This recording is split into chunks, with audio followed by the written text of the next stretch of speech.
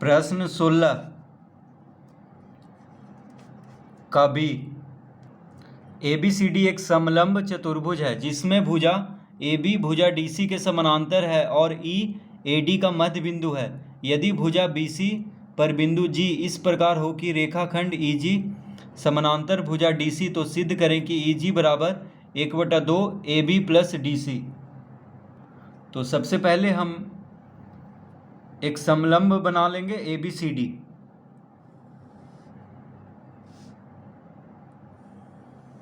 इस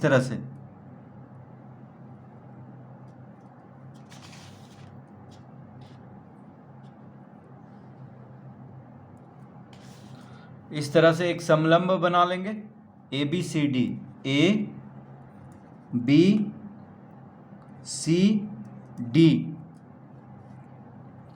तो AD का मध्य बिंदु E है। AD का मध्य बिंदु क्या है? E है।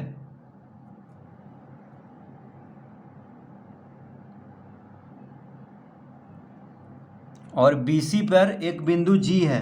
ठीक है, BC पर एक बिंदु G है।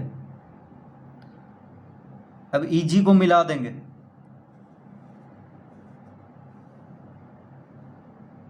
EG को मिला देंगे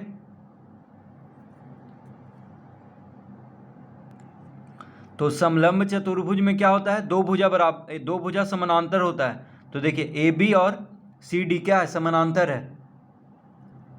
ठीक है, AB और DC क्या है? समानांतर है। और E जो है AD का मध्य बिंदु है। ठीक है, और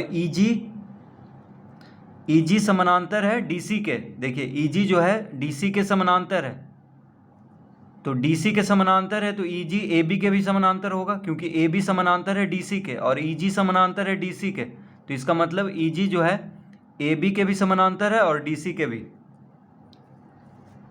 तो सिद्ध करना है EG बराबर 1/2 AB प्लस DC, यानी AB और DC को जोड़ करके उसका आधा है EG। तो लिखेंगे यहाँ पे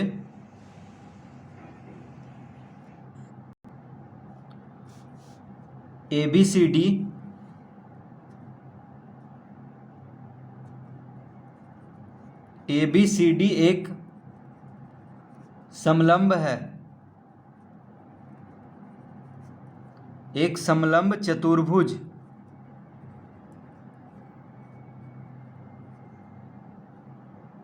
ABCD एक समलंब चतुर्भुज है जिसमें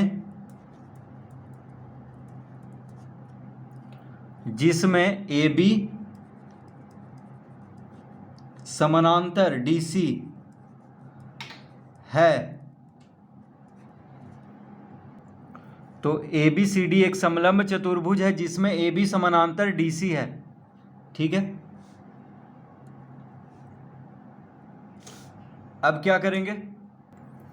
अब AC को मिला देंगे। देखिए AC को हम मिला देंगे।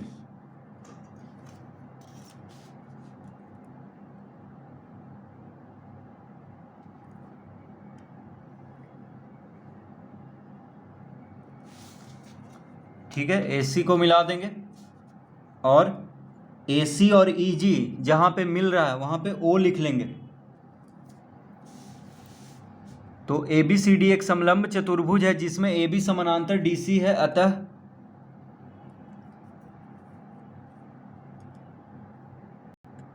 और क्या दिया हुआ है?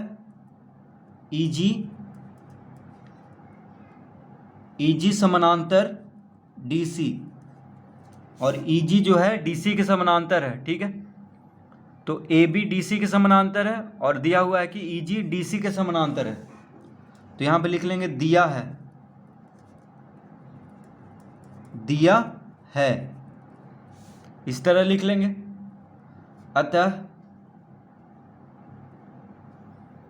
अतः लिखेंगे AB समानांतर EG। तो AB EG के समानांतर हो जाएगा। क्यों होगा? क्योंकि AB DC के समानांतर है और EG DC के समानांतर है। तो इसका मतलब हुआ कि EG AB के भी समानांतर होगा। तो इस तरह लिख लेंगे, अतः ए बी समानांतर ई जी। तो जब ए बी ई जी के समानांतर हो गया तो ओ जी जो है, ओ जी ए बी के समानांतर हो जाएगा, और ई ओ समानांतर हो जाएगा डी सी के। देखिए ए बी जब ई जी के समानांतर हो गया है तो ए बी समानांतर हो जाएगा ओ जी के। देखिए ओ जी और ए बी समानांतर हो जाएगा क्योंकि ई जी समानांतर है ए बी के, तो ई ओ जी सरेख है यानी एक सीधी रेखा पे है, तो ओ जी ए बी के समानांतर हो जाएगा, और ई ओ किसके समानांतर हो जाएगा, डी सी के। ठीक है, क्योंकि ई जी समानांतर है डी सी का, तो ई ओ समानांतर हो जाएगा डी सी का। तो इस तरह लिख लेंगे। तो लिखेंगे अब त्रिभुज ए डी सी में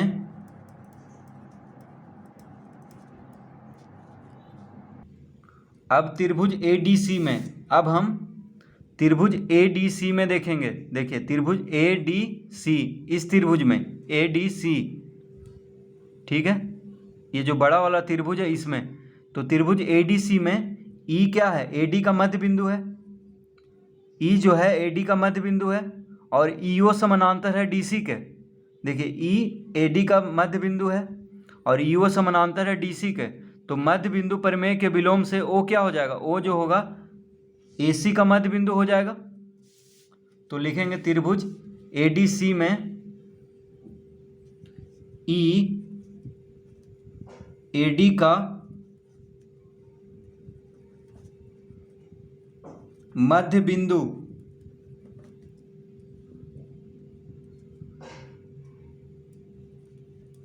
है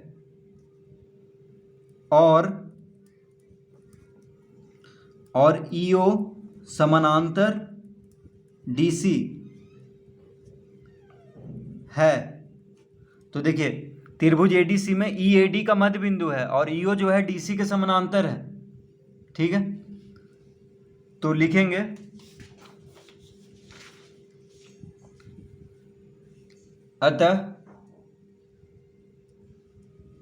अतः ओ ए सी का मध्य बिंदु होगा। अतः ओ ए सी का मध्य बिंदु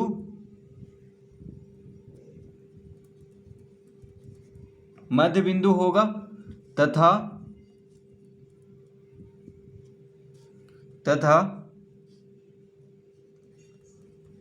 ईओ बराबर 1/2 DC।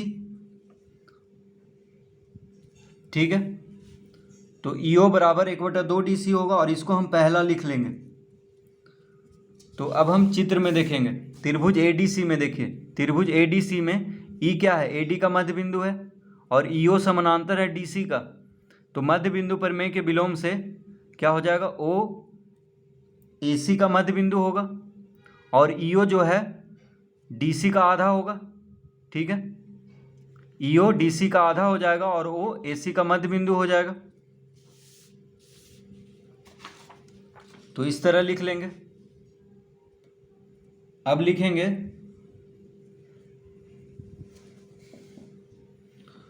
अब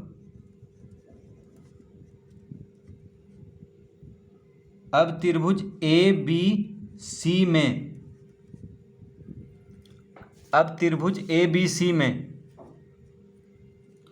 ओ एसी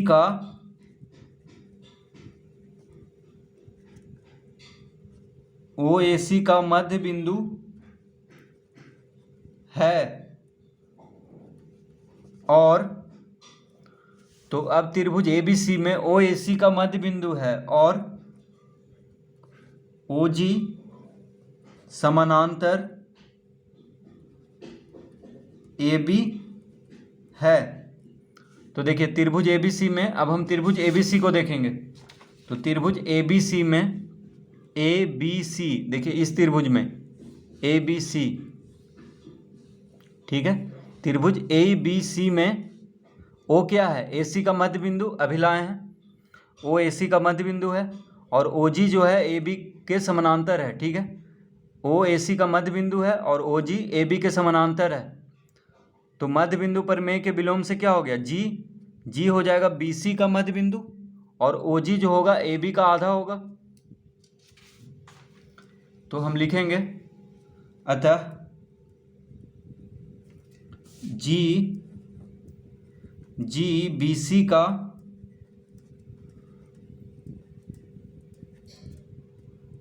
का मध्य बिंदु होगा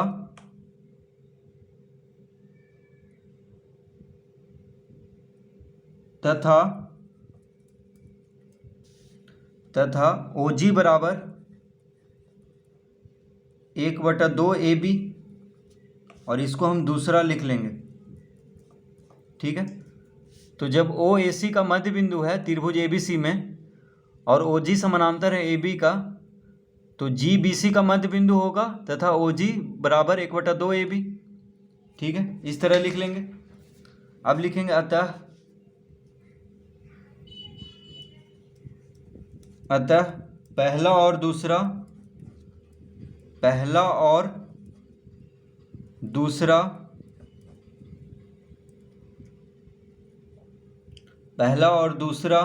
को जोड़ने पर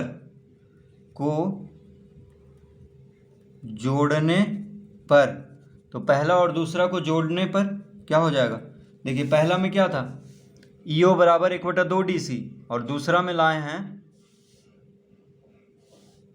OG बराबर 1/2 AB। तो पहला और दूसरा को जोड़ लेते हैं तो हो जाएगा EO प्लस OG बराबर 1/2 DC प्लस 1/2 AB, ठीक है। तो देखिए पहला में क्या है, EO बराबर 1/2 DC, ठीक है, ये पहला में है और दूसरा में है OG बराबर 1/2 AB।